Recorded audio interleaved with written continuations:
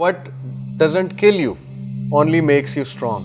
جو چیز آپ کو مارتی نہیں وہ صرف آپ کو اسٹرانگ بناتی ہے، سیدھی سی بات ہے۔ جب آپ ایک ٹراما سے، ایک شاکنگ ایونٹ سے بہت سکسیسفلی نکل جاتے ہیں، مشکل بڑا ہوتا ہے، ٹائم بہت مشکل ہوتا ہے، وہی سمجھ سکتا ہے جو اس سچویشن میں، جو ڈپریشن سے گزر رہا ہے، اس کو پتہ ہے کہ ہر وقت اس پہ ڈارک کلاؤڈ چھائے ہوتے ہیں اور کتنا مشکل ہوتا ہے اپنے آپ کو پل آن کرنا۔ میں نے یہ بھی کہتے سنا ہے، صبح اٹھتے ہیں کہتے ہیں ہمارا دل ہی نہیں کرتا ایون واش روم جا کے منہ دھونے کا، بس ہمارا دل کرتا ہے ہم لیٹے رہیں۔ تو یہ ٹرامیٹک ایونٹس ہوتے ہیں ہر ایک کی زندگی میں، ہر ایک انسان جو ہے وہ ٹھپ ہو جاتا ہے کسی نہ کسی واقعے سے، لیکن اگر آپ سکسیسفلی اس کا مقابلہ کر کے تھوڑا سا اسٹرینتھ پکڑ کے نکل آئیں تو آپ دیکھیں گے کہ خدا نہ خواستہ اگر نیکسٹ کوئی ٹرامیٹک ایونٹ آپ کی لائف میں آئے گا نا تو آپ مزید ویل پریپیئرڈ ہوں گے اس کو فیس کرنے میں، کیونکہ آپ کے پاس اب ایکسپیرینس ہے، آپ کے پاس ہسٹری ہے اپنی، آپ کہیں گے کہ یار میں پہلے بھی تو نکلا تھا اس سے، تو انشاءاللہ اللہ کی مدد سے میں اب بھی نکلوں گا۔ ٹرینڈ بھی یہی ہے کہ اللہ تعالیٰ مجھے نکال لیتا ہے آخر کار، تمہارا مددگار اللہ ہی ہے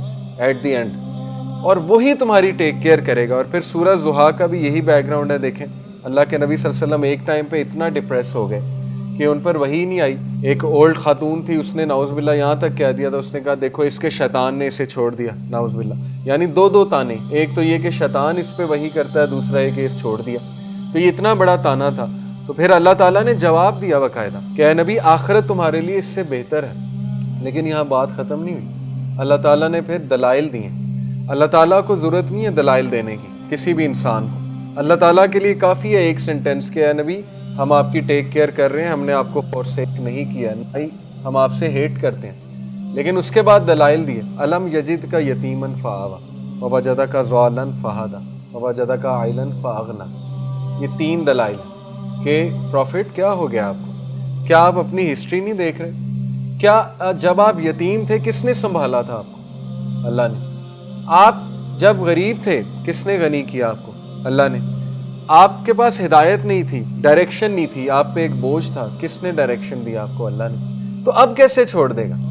یہ بہت اسٹرانگ بات، اگر آپ اس پہ کبھی غور کریں، ٹھیک ہے نا۔ جو حسن ظن رکھتا ہے اللہ کے بارے میں اور اس کے پاس ہسٹری ہوتی ہے کہ اللہ نے مجھے یہاں سے نکال لیا تھا، اب کیوں نہیں نکالے گا؟ بالکل نکالے گا۔ صرف ایک ہی بات، عقیدہ اسٹرانگ، سالڈ عقیدہ۔ اسی لیے میں آپ لوگوں کو بھی کہتا ہوں کہ صرف اللہ پہ ریلائی کیا کریں، سالڈ عقیدہ اپنا رکھیں۔ یہ دوائیاں، یہ ڈاکٹرز، کاؤنسلر سب ایک ذریعہ ہیں، لیکن یہ کہ کبھی بھی کسی پہ توکل نہ رکھیں کہ کوئی بندہ مجھے ٹھیک کر دے گا۔